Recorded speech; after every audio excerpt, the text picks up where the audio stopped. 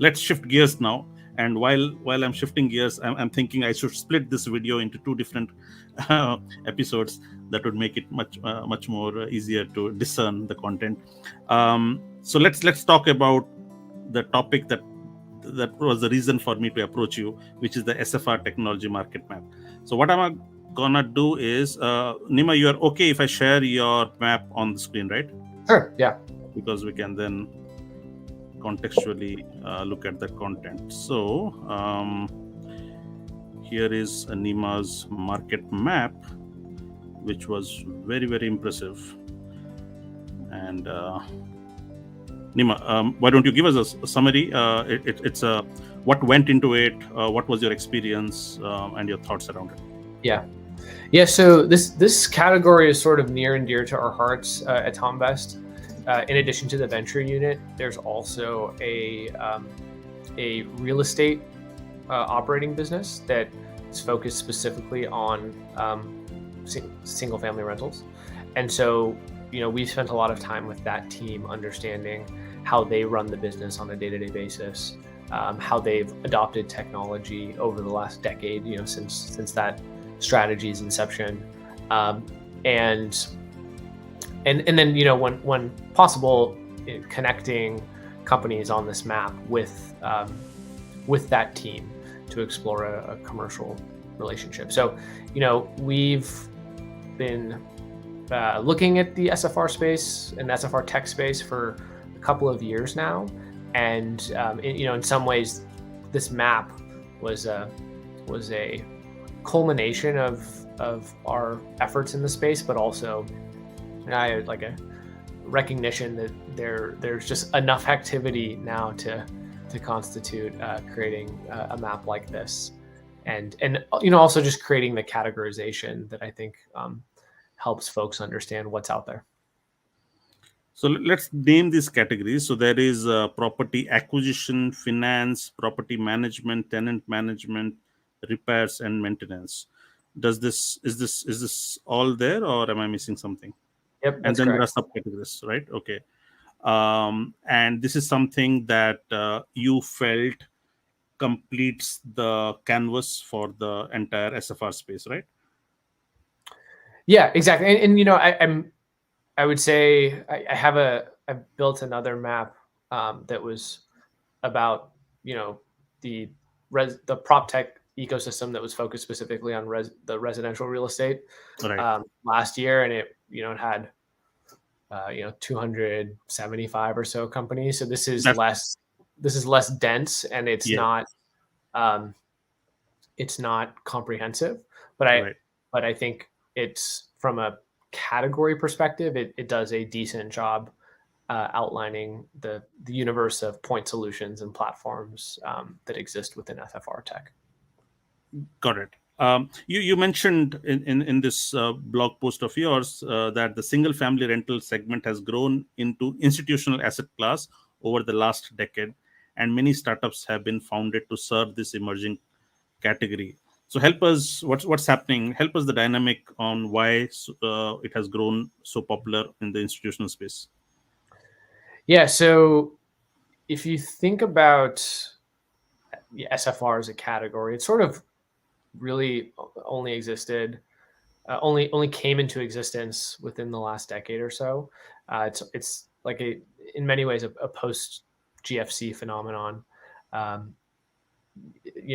where after the Great Recession, the asset prices for single family homes dropped so much, it became sort of a clear there became a clear aggregation opportunity for folks with capital and the ability to buy homes at scale, and turn them into rental properties. As I mentioned previously, I think the early firms that started doing this successfully only did so because of technology adoption. That was like we were at the precipice of the mobile era, in 2011, 2012. And so I think that was a key enabler of this category. And, firms like Waypoint and Invitation Homes sort of demonstrated that they can not only acquire assets at scale, but then also manage them, and then ultimately drive NOI within an asset class that had never really been institutionalized.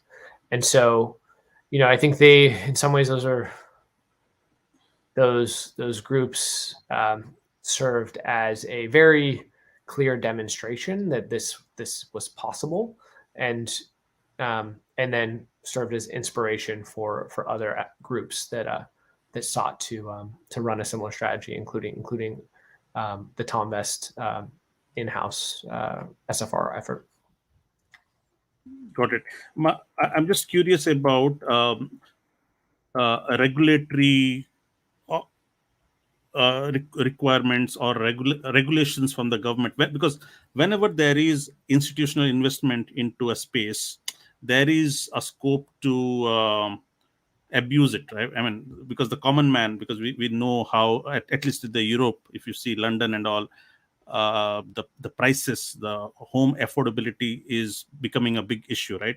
So when institutional investment gets into a space, there is a need for a neutral body like the government body to actually bring regulatory provisions in that industry. So do you also see that something of that sort is likely to happen here? Yeah, it's still early days in SFR. Yeah, I think institutions own something like sub 5% of single family homes Got in it. the country. Okay. It's growing, and so I think it's something to monitor for sure. If you could look at the multifamily category, institutional ownership is makes up the bulk, and so it has a long ways to go to sort of catch up with multifamily, and I don't think it ever will, just given some of the structural dynamics of housing in the U.S. Got it. I think if you look at the last decade plus, there's been this incredible run up in pricing, and in home pricing. Simultaneously, we've underbuilt in the country, by more than 5 million units. And what I'm optimistic about is that the emergence of institutional capital in this single family category will encourage supply creation and more continuous supply creation. So there's the gap of 5 million, did you say? Yeah, exactly. I see. Got it. Yeah. Okay. And so I would say that's contributed meaningfully to home price appreciation. I think I saw a stat today that in May there was the fewest homes listed for sale on record in the US, and part of that is a function of how quickly interest rates have risen, but I also think there's just not enough new construction, and there hasn't been for years. Got it. And I'm hopeful that the presence of sort of more durable capital sources in the form of institutions that are looking to deploy capital in SFR leads to more durable supply formation. Got it. I'm also very curious about the role of software in managing portfolios of distributed SFR properties. Yep. All right. Yep. Why is it such a big deal to manage these properties that are globally distributed? Like, where am I missing the pain point there? Yeah, I mean, if you think about take one 200 unit apartment complex and think about some of the management challenges there. Oftentimes there's an on-site leasing team, there's an on-site maintenance team, there's an on-site sort of general property manager, and then there are lots of efficiencies when it comes to the actual asset itself. There aren't 200 individual roofs. There's oftentimes shared systems. Right. There's one general area to landscape, not 200. And then there's one physical location to occupy. Right. In the single family rental space, having a portfolio of 200 homes that could be geographically distributed across a 200-mile radius becomes much more challenging. If there is an issue in Oklahoma City and your property manager sits in Dallas, Texas, Hmm. They won't be able to get to that property in time to remediate that issue. And Got it. so, sort of by design, have to rely on a network of local professionals, be they property managers or maintenance professionals, in order Hmm. to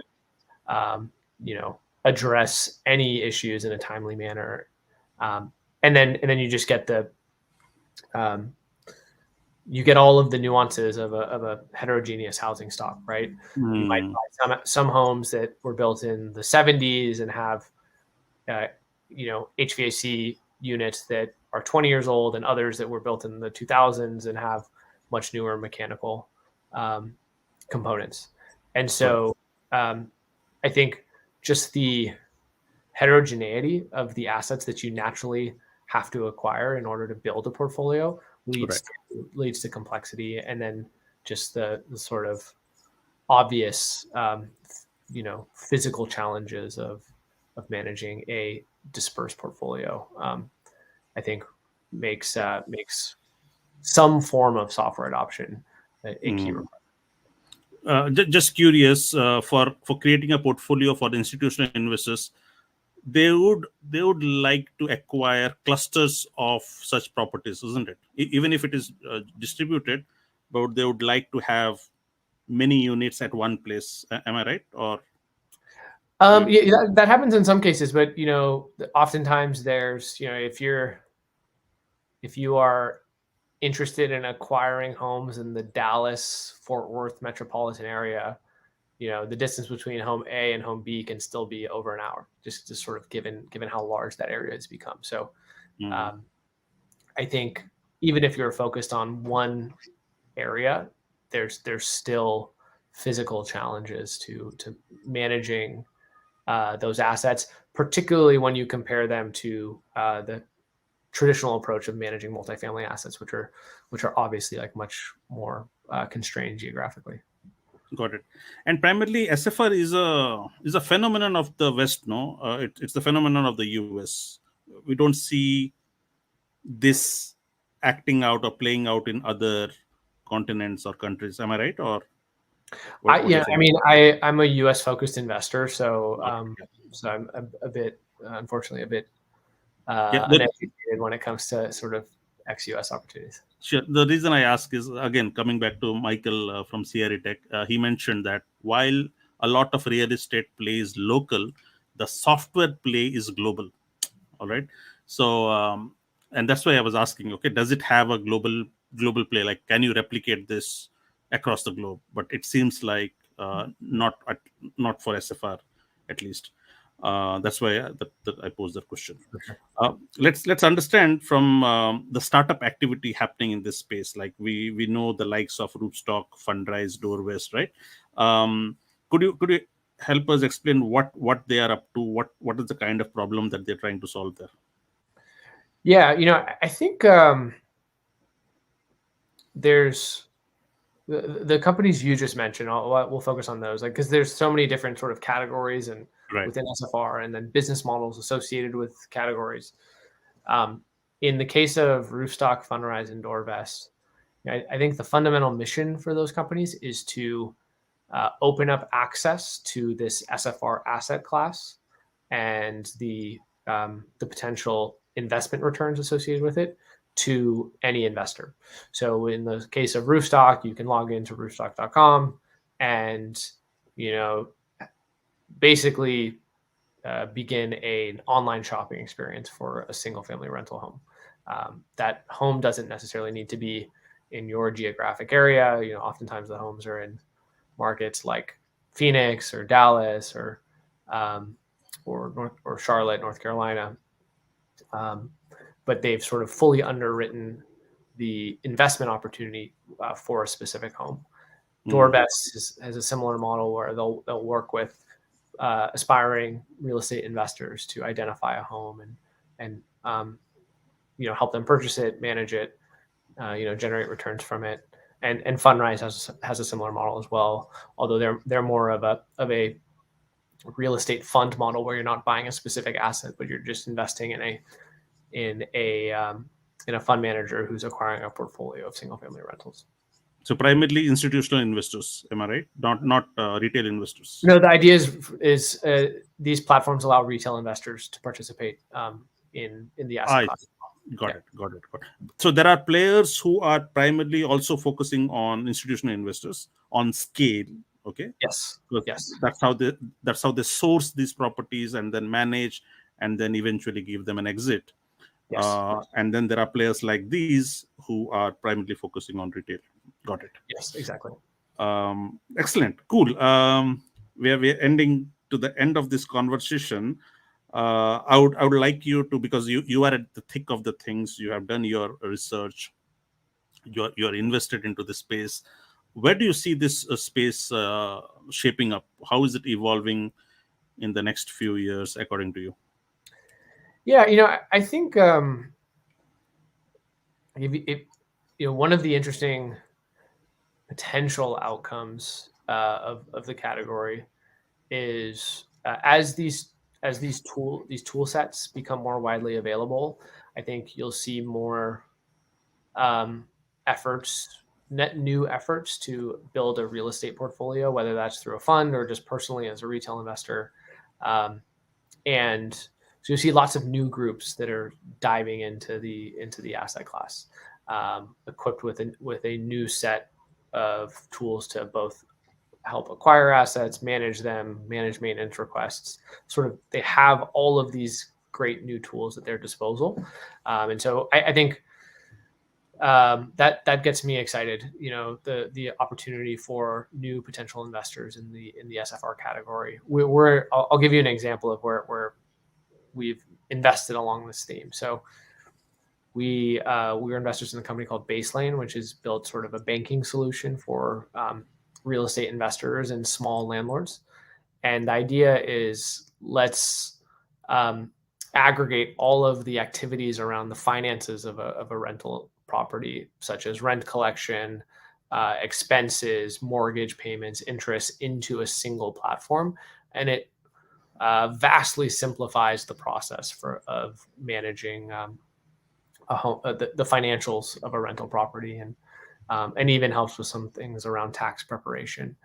So, we think this is a super valuable product for that aspiring real estate investor.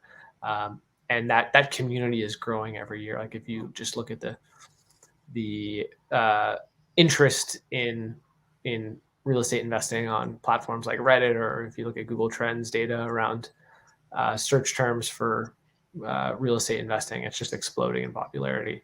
And so we think platforms like this are going to be a key enabling technology for folks to actually take that jump to becoming investors.